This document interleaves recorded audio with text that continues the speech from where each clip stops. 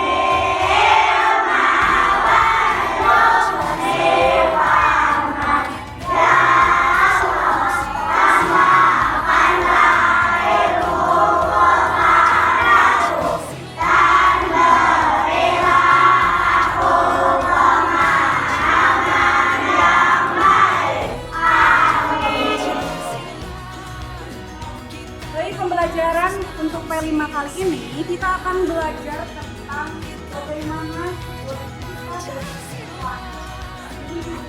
kita dalam bentuk komik ya.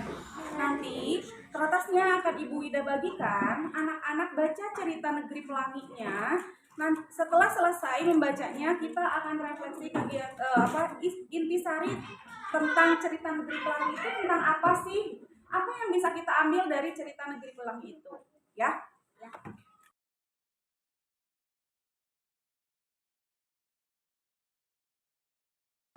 Nah, di sini cerita Negeri Pelangi, tadi kakak bacanya seperti apa? Ada persatuan tidak? Ada. Tapi kapan persatuannya? Di akhir cerita. Karena di awal cerita ternyata mereka masih hidup masing-masing ya. Bagaimana mereka memposisikan diri bahwa namanya semua sama. Kebayang nggak ya namanya semua Wida. Pas dipanggil Wida, sok Wida yang mana yang menoleh. Tapi ternyata mereka sudah tahu ketika Wida yang pertama dipanggil berarti misalnya yang harus menoleh adalah siapa gitu. Kemudian Wida yang kedua yang dipanggil yang menoleh siapa. Ternyata mereka sudah tahu seperti itu kalau dari berdasarkan cerita dari Negeri Pelangi tadi. Nah, di sini sudah biasa belum baca komik? Karena biasanya suka ada yang bingung, Ibu dari kotak ini ke kotak mana? Ya, suka ada yang bingung seperti itu karena nggak tahu dari sini bacanya kemana lagi ya. Nah, pada zaman dahulu ketika manusia masih sedikit dan belum ada kota-kota, terdapat sebuah negeri bernama Negeri Lembah. Penduduknya hidup berdampingan dengan rukun. Prinsip hidup mereka adalah semua harus seragam. Rumah, pakaian, makanan, semua sama. Mereka hanya makan pisang. Wow, kebayang ya? Makannya setiap hari pisang. Pakaian pun terbuat dari daun pisang. Hewan peliharaan mereka hanya kambing. Oh iya, setiap keluarga hanya boleh punya 2 anak. Ya? Jika ada keluarga yang punya 3 anak, salah satu bayinya akan dibuang. Atau satu anak akan diusir dari perkampungan. Yang lebih hebat lagi, semua nama penduduknya sama. Mulai dari kepala suku sampai anak kecil. Semuanya bernama Lembah. Setiap pagi, kepala suku mengumpulkan penduduk untuk dipanggil, dan meskipun bernama sama, setiap orang tahu kapan giliran namanya dipanggil. Jadi kalau misalnya tadi Ibu Wida cerita kalau namanya Wida, berarti Wida pertama yang dipanggil yang harus noleh siapa, mereka sudah tahu. Ya. Tahun berlalu, jumlah penduduk semakin sedikit karena masalah penyakit atau mati oleh hewan buas. Akhirnya seorang pemuda memutuskan untuk melakukan perubahan. Dia mencoba menjinakkan hewan dan memberinya nama ayam.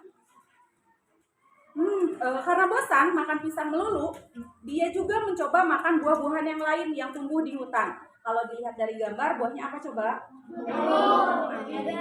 Anggur atau blueberry? Dia juga membuat pakaian dari kulit pohon karena yakin bahwa kulit pohon lebih tahan lama daripada daun pisang. Daun pisang kalau berhari-hari jadi gimana? Jadi kering, jadi layu.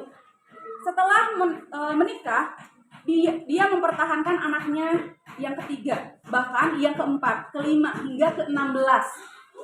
Dia memberi nama anak-anaknya dengan nama warna tanaman di sekelilingnya. Saya mau kamu buang 14 anak kamu di sini. Semua keluarga hanya boleh punya 2 orang anak. Itu menurut tetangganya. Terserah kamu mau buang si merah, si hitam, atau apa saja. Tetapi meskipun menjalani cara hidup yang berbeda, keluarganya tetap bergaul dengan penduduk lain. Hanya pada saat dia berjalan di antara orang-orang yang lain, pasti selalu disebut dasar orang aneh. Keluarga lelaki ini tentu saja dibenci dan dijauhi oleh penduduk lembah yang lain. Dasar pengacau, dasar pengkhianat. Para penduduk lain pun sangat takut dengan suara ayam pagi-pagi yang berkokok. Pasti makhluk aneh punya si lembah itu. Mereka pun kesulitan untuk menghafal 16 nama anak-anaknya. Ayo, namaku siapa? Pasti nggak hafal kan? Tahun pun berlalu, satu demi satu penduduk lembah meninggal. Namun keturunan dari lelaki itu tetap bertahan, bahkan memenuhi lembah itu. Pada akhirnya keturunannya adalah yang tersisa dan beranak pinak. Negeri kecil itu pun berubah menjadi ramai dan padat dan berganti nama menjadi Negeri Pelangi. Dari cerita Negeri Pelangi tadi, kita akan melakukan refleksi. Apa kekurangan dan kelebihan penduduk lembah? Kemudian, jika dihubungkan dengan kehidupan kita, negeri lembah dan negeri pelangi menggambarkan apa?